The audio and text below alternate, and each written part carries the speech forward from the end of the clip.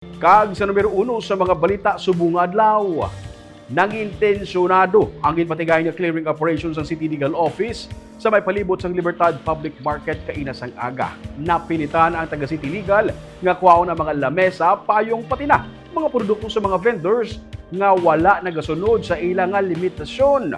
May report sa Richard Caballero. Ito kami, paano kami mabuhi? Abi, nag-ai kami plastada kung ano plastar mo. Plastar meeting bala. Paano ni karon mo plastar sini? Abi, ito ni planuhin magbala kung ano plastar mo sa ako.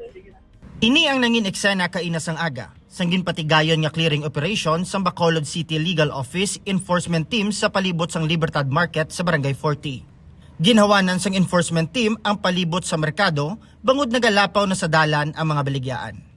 Suno kay retired Police Colonel Leve Pange, pamuno sang enforcement team, dapat tanan nga stalls hindi maglapaw sa puti nga linya nga ginmarkahan sang syudad. So, ang tanang nga structure nga nakuha namon, like ining mga ginahaligi, ginkarga na lang sa truck. Kahit amo magyapon ibalik man gyapon nila sa naligat, gitagaan nato sila tansa. Pero amo lang bala dapat kooperasyon ko. Suno kay Pange, mahigko man ang merkado bangod wala na ini gina-maintain sa mga vendors. Ginadumilian man sang syudad nga himuon nga daw balay na kag tulugan ang merkado. Ang nakita nato, hindi na matinluan, hindi na nakita kung gin-occupy na nila tanan. Kag dapat baligya lang, hindi nila pagdalo nila pugon, hindi nila pagdalo ng ila katre, hindi nila pagdalo nila CR. Kaya hindi ginaya pwede. Apon di baligya lang git, no? Hindi pwede balay. So amo na isa ang among kasugtan dito with the Market Vendors Association sa mga opisyal kag membro. Samtang nagapadayon ang clearing operation, nagpangabay ang presidente sang Amelia Mercedes Vendors Association nga si Yolanda Benjamin. Aminado siya nga makapila na sila ka beses nga ginpahalin sa area apang nagapasimpalad na lang sila sa dalan. Bangod kung magsulod sila sa merkado, wala gid sila sang benta. Si Ato Rizabek nagsiling nga dito kami po sa sulod. Pero ang akong ginaayo sa iya, pwede na dalon niya ang tanan nga vendors dito sa sulod. Panguon niya ning tanan nga dingding, hawanan niya ni kag hawanan niya ang Ribson. Kay mabakdan dito ang mga tao dito sa sulod. Pero kung hindi makuha ang Ribson, hindi na yung mabakdan ng sulod. Kasi pa bala? Kaya nga dila na sila yan nabalaligya. Ara pa na sila sa dalan. Kung man nilagyan ko ang kung sa bagay, private na dila lang na asta sa haligi ang Ribson. Asta ang dalan, ginabaligyan mga nila. Wala nila ginakutihot, kami diya kutihuton. Wala man gilayon ginkumpiska sang enforcement team ang mga baligya sang vendors. Una lang nila nga ginkuha ang mga lamesa kag payo nga nagalapaw na sa linya.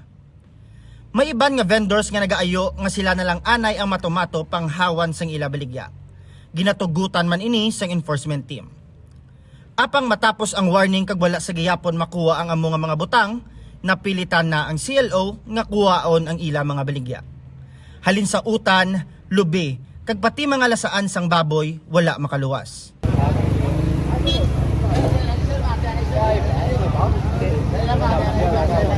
Ang ini nga manugbaligya sang uga, nakuhaan sang lamesa. Apang suno sa iya, nakaintsinde man siya sang ginaobra sang syudad.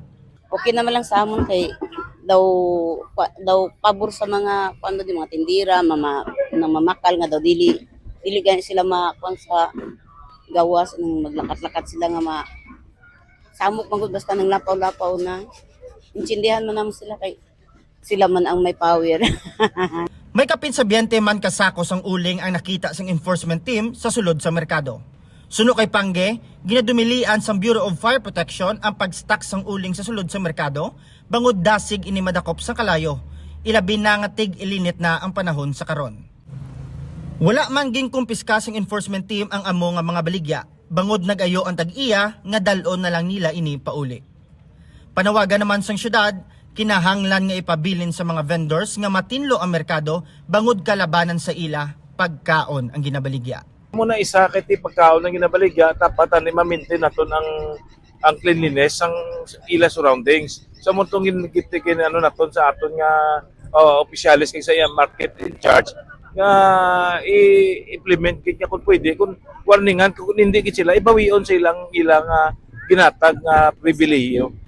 Magatinir ang enforcement team sa among lugar tubtob tigayon na nga mahawanan ang palibot.